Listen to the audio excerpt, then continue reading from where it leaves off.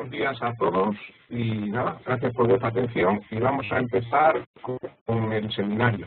Este seminario, a diferencia de otros que estamos dando, estos seminarios que los asistentes deben de conocer, tener un conocimiento previo de matemática o al menos tener conocimientos de programación.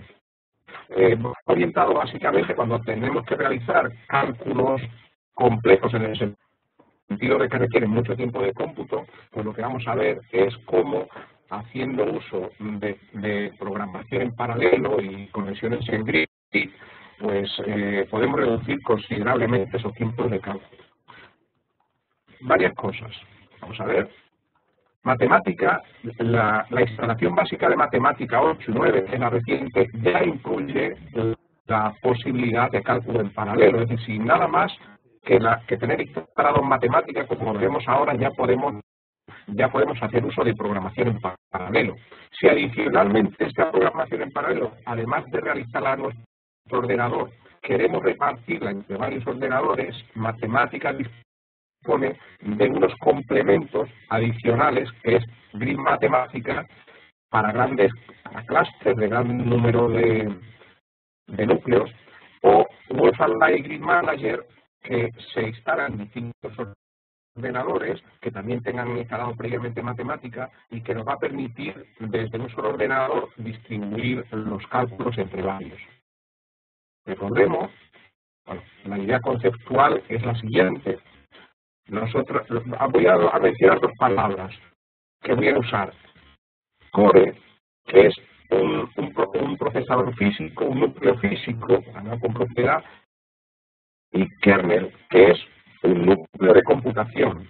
Normalmente hacemos coincidir los cores con los kernel, pero podríamos tener más kernel que núcleos físicos.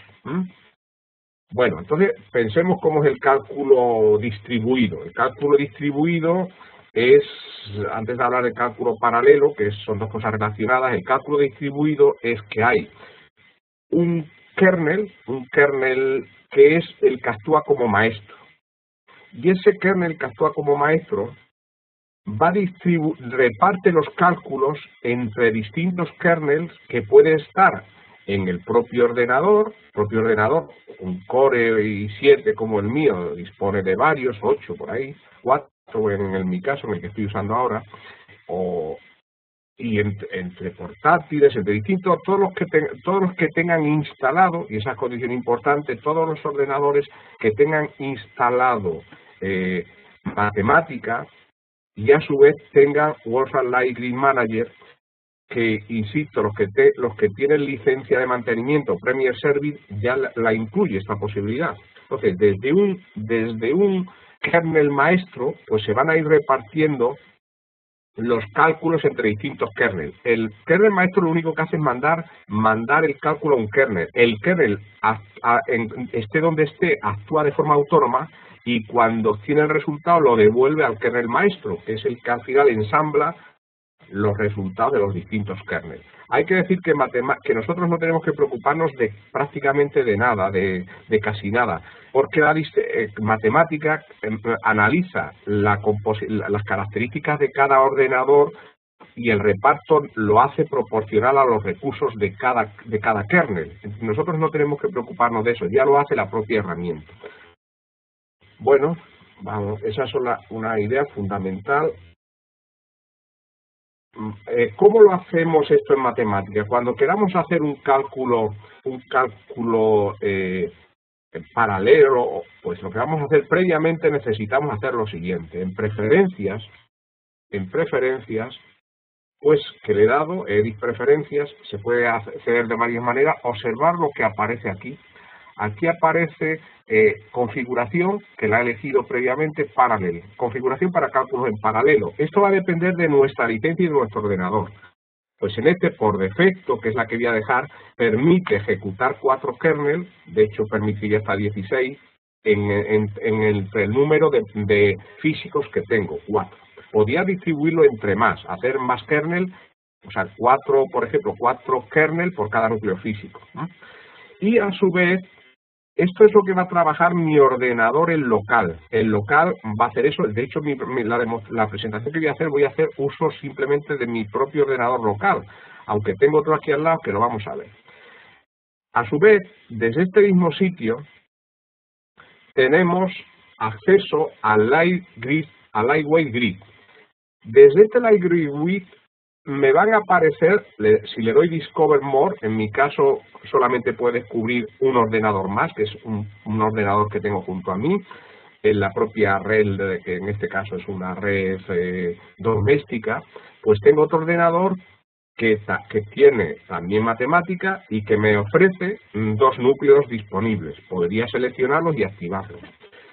Incluso podría ir más y si tengo, por ejemplo, una licencia de universidad, pues podría me saldrían aquí, me ofrecería más sitios a los que encontrar núcleos. Yo marcaría aquí los núcleos que deseo usar, de tal forma que si estoy en una red empresarial, una red universitaria, pues puedo meter con las limitaciones de mi licencia, que será el número de kernel por ordenador más, y eso sumado para el número total de ordenadores que tenga, aunque esto va a depender siempre de la licencia que tengamos.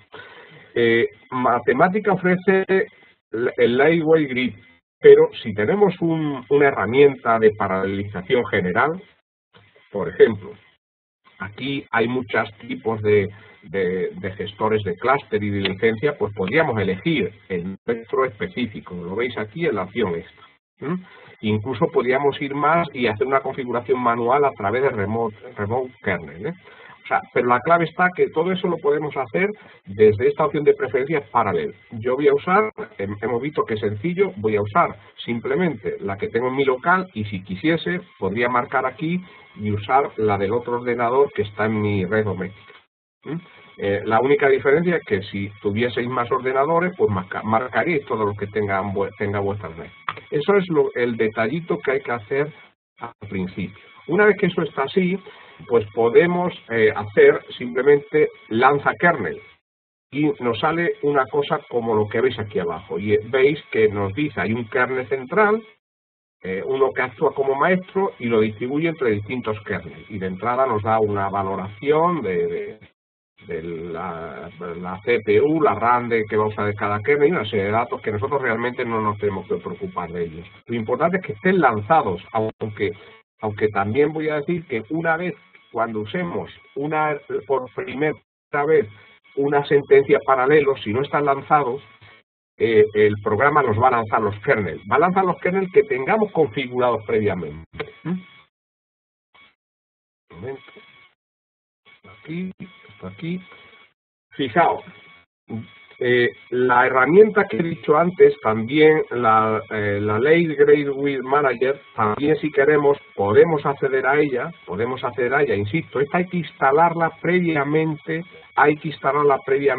en cada ordenador donde tengamos matemática. Aquí veis que es el acceso a este es simplemente un panel de control para visionar el conjunto de ordenadores que tenemos y de licencia. Aquí veis que tengo un Dell y un HP y simplemente es prácticamente simplemente para que sepamos que esto existe, porque desde la propia preferencia que hemos visto tenemos la misma información.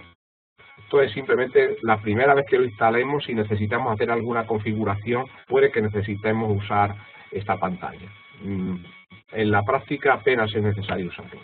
Bueno, voy a ver un detalle que yo sí me he encontrado alguna vez. Cuando conectamos en grid, es decir, en malla, varios ordenadores, un problema que tenemos que tener en cuenta es la configuración de nuestro firewall. Si nuestro firewall puede bloquear la conexión entre ordenadores, entonces hay que en ese caso configurar una excepción para la ruta de conexión que se realiza. Eso ya depende de nuestra propia instalación de red, y eso lo normal es consultar con el gestor o con lo que tengáis de vuestra red. No es un tema propio de matemática, es un tema de configuración del firewall.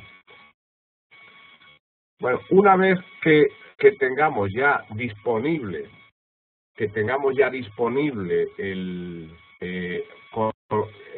configurados los ordenadores, pues lo siguiente que vamos a hacer es paralelizar. ¿Qué es paralelizar? Bueno, pues paralelizar es distribuir cálculo entre distintos ordenadores, cosa que no siempre es conveniente. En muchos casos sí. Vamos a ver casos típicos. Imaginaos, aquí tenemos un sumatorio puesto de esa forma. Sumatorio de x elevado a y entre y 1,20. Pues intuitivamente nos damos cuenta que esto lo podemos ejecutar en serie o podemos hacer como aquí está debajo.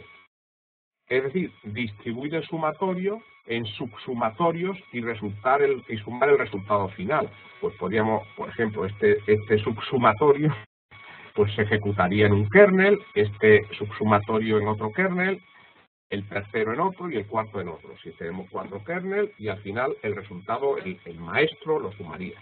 Bueno, esto es conceptualmente. Nosotros no nos vamos a tener que preocupar de ello, es simplemente la idea conceptual de procesamiento en paralelo. La gran ventaja que tiene matemática es que no tenemos que aprender prácticamente nada de configuración, de programación en paralelo, tenemos que aprender muy poquito, porque, lo vais a ver, es un pequeño añadido a la programación habitual que tenemos en matemática. Hay varias funciones típicas de matemática que los usuarios de matemática conocemos muy bien. Table, sum, do, por ejemplo. Pues fijaos, el equivalente para paralelizar simplemente es parallel table, parallel sum, parallel do. Pero funciona después la sintaxis una vez es idéntica, simplemente añadiéndole paralelo. Por ejemplo, aquí veis la opción habitual, sumatorio de x elevado a y, ¿no? Ahí lo veis, en la opción habitual, es decir, la opción serie. Y aquí la misma operación cuando ya tenemos lanzados los kernels, que yo lo he hecho al principio, si no ejecutaría esta sentencia. Y lo único que he hecho respecto al anterior es añadir delante parallel, y simplemente el tiempo de cálculo habrá sido mucho menor. Puede ser interesante alguna sentencia adicional, más que nada para que veamos cómo se está efectuando qué kernel tenemos disponible. En este caso veis que tenemos 4 kernels disponibles y que están en un ordenador local. Bueno, aquí simplemente 4 se ven, pero imaginaos que tenemos una licencia de campus y tenemos muchos kernels que no lo contamos así a simple vista. Pues para eso tenemos esta otra función que nos dice el número de kernel que hay. Cuando hayamos acabado, si queremos anular la configuración de paralelo, es decir, que no se siga ejecutando los cálculos en paralelo, pues tenemos la opción close kernel, o bien a través de preferente también lo podríamos hacer. Bueno, esa es la idea fundamental de la programación en paralelo. Vamos a ver varios detalles adicionales. Vamos a ver. Función paralelo. Fijaos, un momento. Os he mostrado 3 o 4 funciones de paralelice, como paralelice table. Pero la idea fundamental y lo bueno de matemática es que podemos usar esas 4 o 5 funciones que pone delante paralel, o podemos hacer algo mucho más sencillo, simplemente escribir paralelelice y escribir entre corchetes nuestra sentencia habitual. Entonces daos cuenta que lo único que tenemos que hacer, si queremos paralelizar algo, es tan sencillo, insisto, como lo que estáis viendo aquí. Paralelice entre corchetes y meter dentro nuestra instrucción habitual. Y en ese momento el cálculo se tenderá a paralelizarlo, intentará paralelizarlo. Bueno, aquí vamos a hacer un sumatorio de unifactorial de 1 a 10.000, que como os dais cuenta es un cálculo tremendo de recursos de tiempo, un cálculo complicado, bueno, complicado en el sentido de que requiere muchos recursos. Fijaos, ha tardado 4.21. Y fijaos, la misma operación escribiendo paralelice. No vamos a ver el resultado porque en este caso lo único que quiero que se muestre es el tiempo de cálculo. Y observaréis que se ha reducido de 4,21 segundos a 1,74, simplemente escribiendo paralelice. Bueno, vamos a ver algún ejemplo más. Fijaos, un ejemplo clásico de lo que es paralelizar es factorizar un número, es decir, descomponerlo en sus factores primos, y aquí tenemos una lista de números, y lo que queremos es Números enteros, obviamente, que queremos factorizar. Elegimos los números que queremos factorizar y aquí vamos a hacerlo, de nuevo lo que vamos a ver es simplemente que nos lo factorice. Vamos a usar el primero por defecto, es decir, la opción serie. Bueno, no los voy a mostrar el resultado, simplemente lo he ejecutado. Ahora después lo mostraré.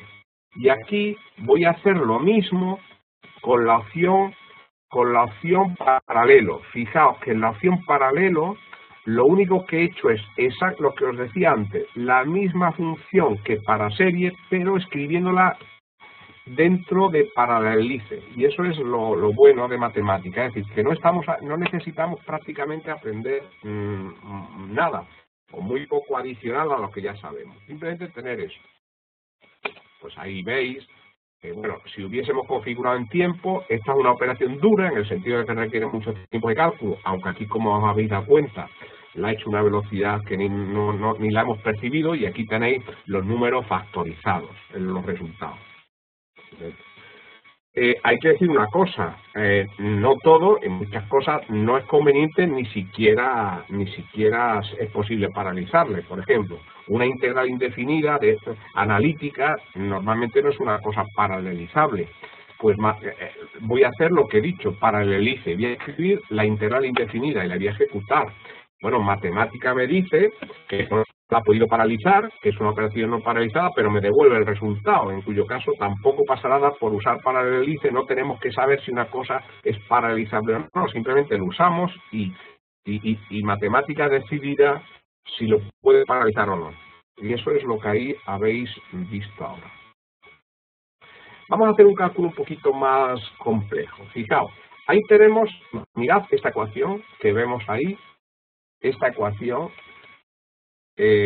y que queremos resolver, determinar el valor t, y esta es una ecuación típica empleando el método de Newton, que por tanto es una función típica de cálculo numérico, que se resuelve numéricamente. Lo vamos a hacer aquí, que se resuelva numéricamente, y para ello usamos find root, que es una sentencia matemática para resolver ecuaciones numéricamente. Bueno, primero vamos a ver esta operación que vamos a resolver en qué consiste. Pues fijaos, si os dais aquí cuenta, la ecuación de arriba, pues a lo que equivale es a calcular los puntos de corte de una función sinusoidal con una función exponencial.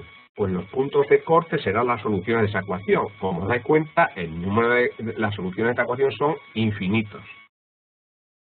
Aparentemente son infinitos. Matemáticas por defecto lo que va a hacer es lo siguiente. Como estamos usando un método de cálculo numérico, y expresamente lo he elegido para hacer la presentación, pues en un método de cálculo numérico normalmente nosotros debemos dar un punto inicial. En el método de Newton en concreto, el que va a usar por defecto, necesitamos un punto inicial en el que empiece a iterar. Pues he elegido t igual 1 y entonces t igual 1 lo que me va a encontrar es la solución, una única solución, que es la solución más próxima a t igual 1. Me va a encontrar ese punto de corte. Obviamente aquí vemos que hay muchos puntos de corte y podemos estar interesados en averiguar más soluciones. Pues entonces lo que podemos hacer es lo siguiente, es generar, aquí lo veis, generar muchos puntos de inicio. Es decir, como intentar resolver la ecuación para muchos puntos de inicio de la iteración. Pues aquí es exactamente la misma operación anterior, pero con distintos puntos de inicio. Y vamos a ver ahora lo que nos resuelve. Pues mirad, aquí lo que hemos hecho es los distintos puntos de inicio, y aquí lo que hemos hecho es que nos muestra las soluciones. En vez de presentarlas numéricamente, aquí las estamos presentando gráficamente. Vemos claramente que efectivamente corresponden a soluciones.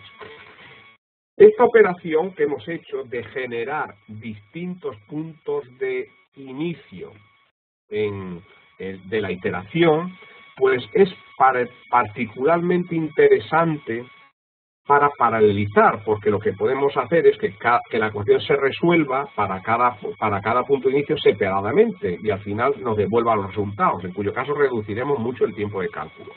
Bueno, aquí podemos hacer lo de siempre, escribir paralel, o en el caso de la función map, que es muy utilizada en programación matemática, pues podemos usar explícitamente parallel map y la sintaxis es exactamente la misma que la solución serie, con la diferencia que aquí en vez de map hemos escrito parallel map. La solución, obviamente, van a ser las mismas, la diferencia es que el tiempo de cálculo va a ser considerablemente menor, aunque aquí, debido a que hemos elegido un tiempo que lo ejecuta a una velocidad enorme, no lo vamos a percibir. Pero simplemente es la idea. Es decir, sobre todo las operaciones que usan map suelen ser paralelizables, y con consecuencia reducen el tiempo de cálculo. Vamos a hacer una pequeña aclaración sobre la reducción de tiempos de cálculo.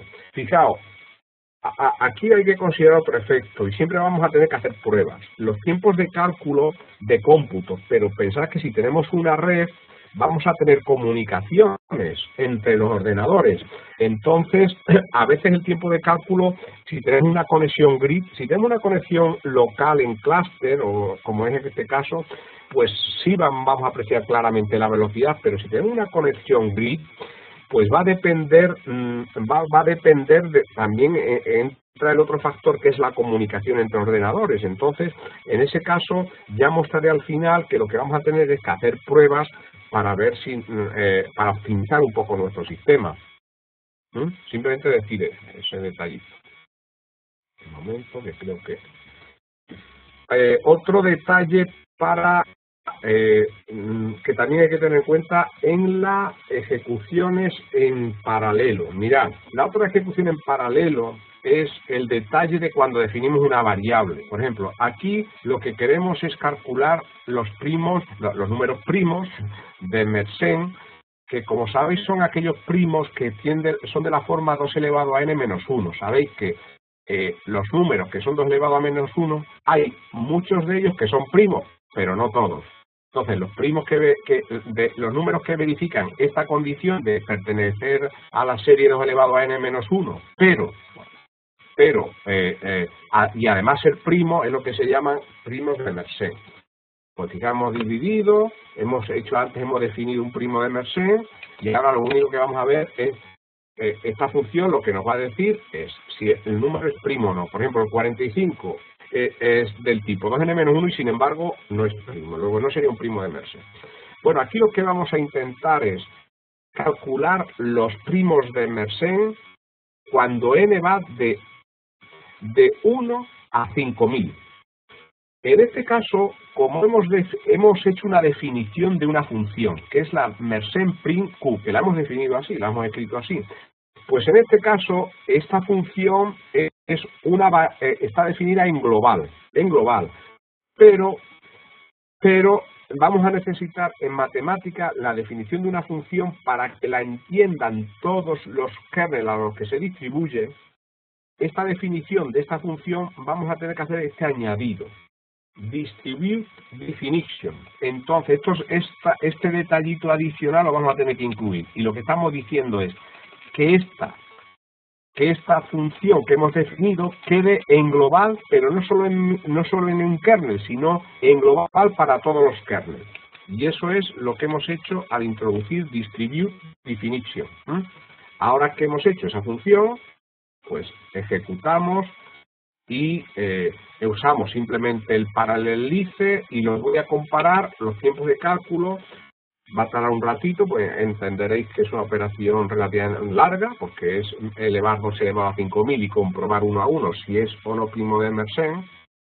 Y lo que lo que voy a mostrar es el tiempo de cálculo utilizando en paralelo, que es el primer caso. Esta función lo que nos va a dar es el tiempo de cálculo en paralelo, que ha sido 24 segundos.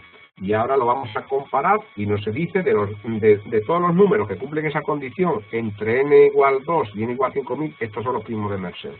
Veis que de ejecutarlo en paralelo a ejecutarlo en serie, pues es casi un tercio, ¿no? Como 2,5 veces en este caso el tiempo de cómputo lo hemos reducido. Es también un ejemplo típico. Todas las operaciones con números de este tipo son muy apropiadas para paralizar. Aquí me voy a poner otro caso curioso. Mirad, esto es parecido al problema de Buffon del cálculo del número pi. ¿Qué consiste? No es exactamente el mismo, pero conceptual es lo mismo. Es una idea de los métodos de Monte Carlo en general. Imaginaos que aquí lo que quiero calcular es el valor de pi, del valor de pi. El método es totalmente ineficiente, lo voy a decir simplemente a efectos didácticos. Es simplemente crear un cuadrado y dentro un círculo inscrito dentro del cuadrado, y lo que se trata es calcular pi a partir de la relación. Vamos a generar números aleatorios comprendidos entre menos un medio y un medio, porque va a ser un cuadrado de una unidad de grado, y lo que se trata es calcular pi a partir de la relación de puntos generados aleatoriamente que caen dentro del círculo y los que caen fuera del círculo. Bueno, pues es una operación sencilla que se deduce, a partir de aquí despejamos y se deduce que a partir de como la relación de la superficie dentro y fuera nos da el número pi, relación de puntos que caen dentro dividido entre el número de puntos totales por r cuadrado. Eso es lo que nos dará el valor de pi. Es un método de simulación. Como elegimos un diámetro, un tamaño del lado de igual a 1, pues el radio va a ser un medio. Bueno, este método, que evidentemente es un método particularmente ineficiente, pero muy instructivo, porque es un ejemplo claro de aplicación del método Monte Carlo, pues bueno, pues por eso lo hacemos, ¿no? Entonces generamos, y aquí debajo, pues lo que hemos generado es todos los números que caen dentro. Es una salida muy larga, hemos generado 5.000 números y no la mostramos. Aquí la vamos a representar, que en definitiva lo que habéis visto arriba. Representamos los que han caído fuera, y aplicamos la relación que hemos dicho antes para calcular el valor de pi, ¿no? Evidentemente va a ser un valor de pi próximo a pi, pero que desde luego no es pi.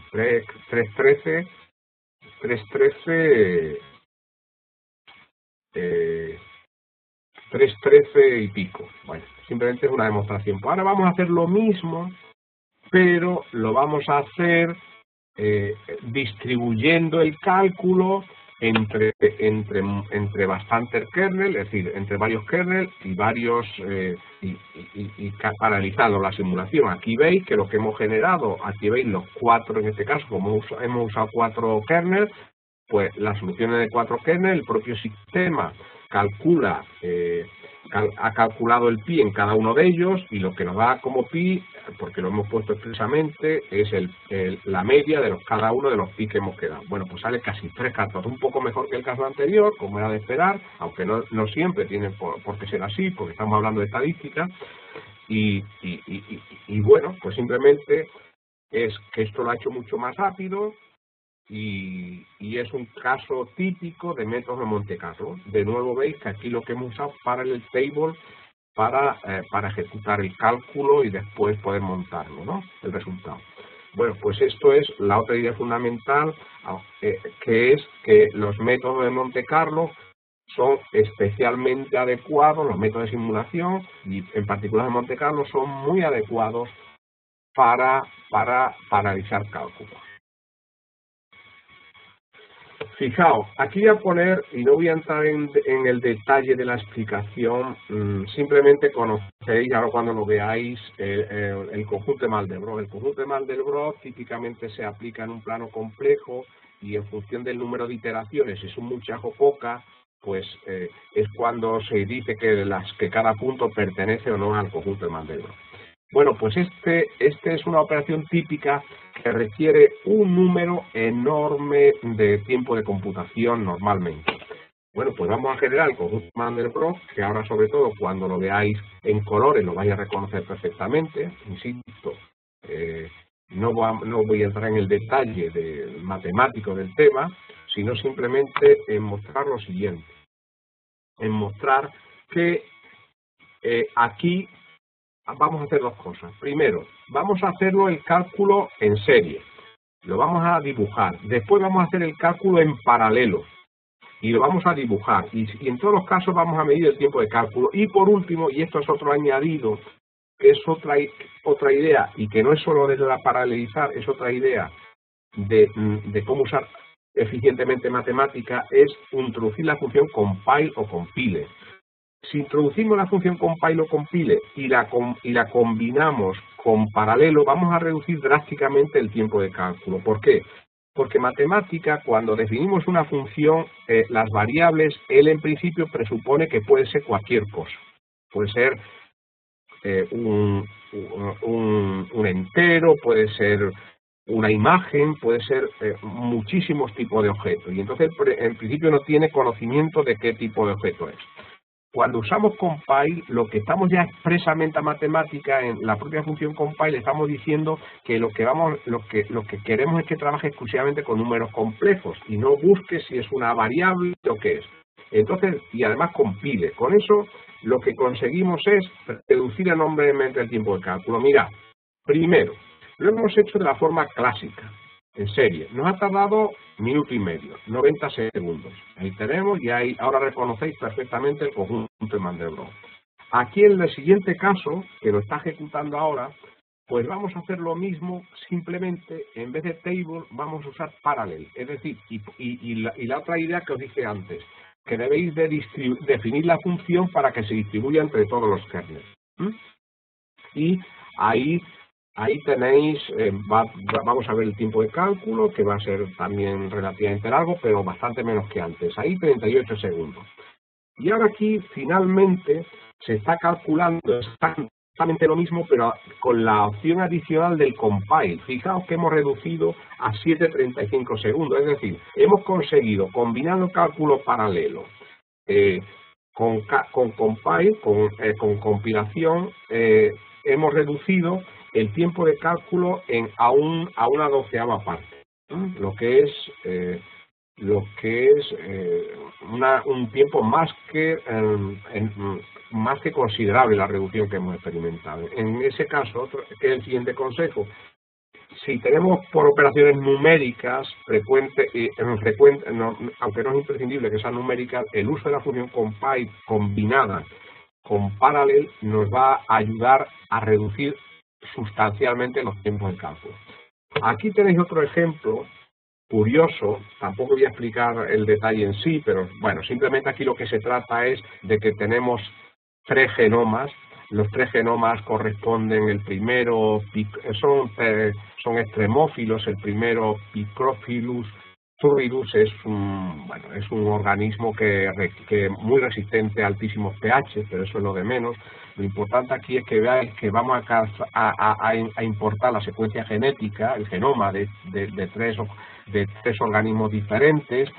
Otra cosa interesante, vamos a importarla en la extensión en FNA, que es la típica utilizada en genética, que es la que permite, si vemos el fichero, pues dentro de él veríamos que está repartido la que es la parte del propio código, dividido a su vez en genes. Eso es lo de menos.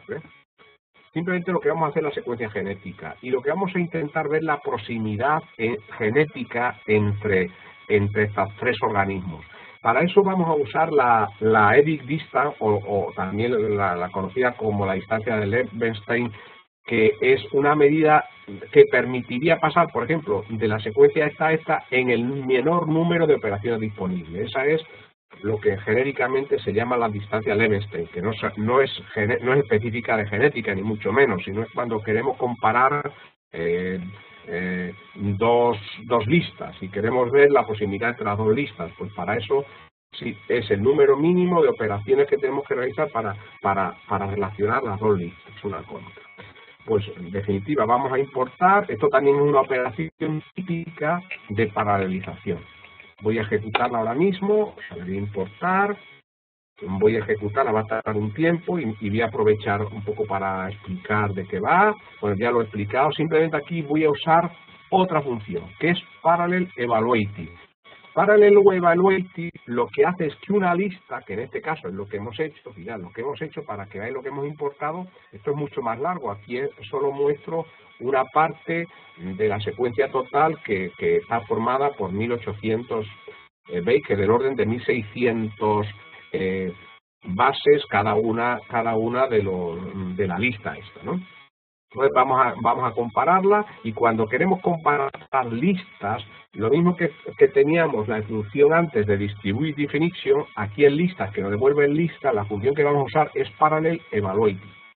Bueno, pues simplemente se está ejecutando ahora, y lo que está es calculando la distancia que he dicho del Levenshtein, y aquí al final, pues lo que nos va a dar un número, en la medida que el número sea más pequeño, significa que los organismos están genéticamente más próximos. Esta es la idea que se emplea, por ejemplo, cuando se dice que el genoma del hombre está a 1,2, es el 1,2,5% del mono, el chimpancé. Bueno, pues esto es lo que se utiliza, este tipo de herramientas, ¿no? Pues simplemente lo que está haciendo es hacer, calculando la equidistance, que insisto es la distancia Levenshtein, y lo que va a ver es, vamos a comparar 2 a 2 y vamos a ver, es decir, cuál es la distancia más corta. Es un tiempo también, es una operación típica que muy apropiada para cálculo paralelo. Ahí vemos que en este caso el tiempo de cómputo, los resultados que ha dado, la equidistance. Esta que veis aquí es que compara, que es un dato que no os he dado, es en este caso son organismos de 8 genes. Y aquí tenéis los 8 genes que ha comparado, la proximidad genética entre 8 genes. Bueno, pues aquí simplemente el único objeto es mostrar el valor, y sobre todo, porque nos está interesando, es la ventaja de la computación en paralelo. Aquí lo que nos va a mostrar ahora es los tiempos de cálculo. Y finalmente, lo que vamos a ver, la proximidad genética, gen a gen, representada gráficamente. Espera un ratito, porque, insisto, esta es de las operaciones clásicas que requieren bastante tiempo, y es lo que vamos a ver ahora. Va a tardar un momentín. Mientras que se calcula, quizá pueda aprovechar, voy a aprovechar para ganar un poco de tiempo. Ahora vuelvo hacia atrás. Para comentar esto que os he añadido, que es otra cosa que os quería comentar. Al final, en el fichero que podréis descargar o se os enviará de esta presentación, pues para los que tengáis clúster o conexiones grid, pues se incluyo esta función, que es muy interesante porque nos va a permitir valorar la eficiencia de nuestro sistema de cálculo en función de los grids, de los kernels que consideremos. Lo de menos es de qué va. Esto es simplemente la función que se utiliza es muy estándar, que es el cálculo del problema del borracho o del andante aleatorio.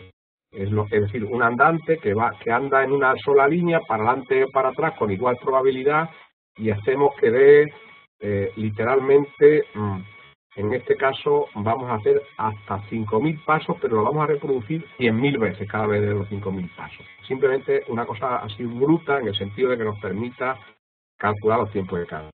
Mira, yo lo he hecho aquí para mi ordenador, y este sistema, pues lo que nos ha dado es que si utiliza un núcleo, invierte 102 segundos, dos kernels, sí, 2 núcleos 67 y 4 tanto. Como solo tengo configurado 4, en mi ordenador está limitado, pues para los siguientes me dice que ya no hay core suficiente.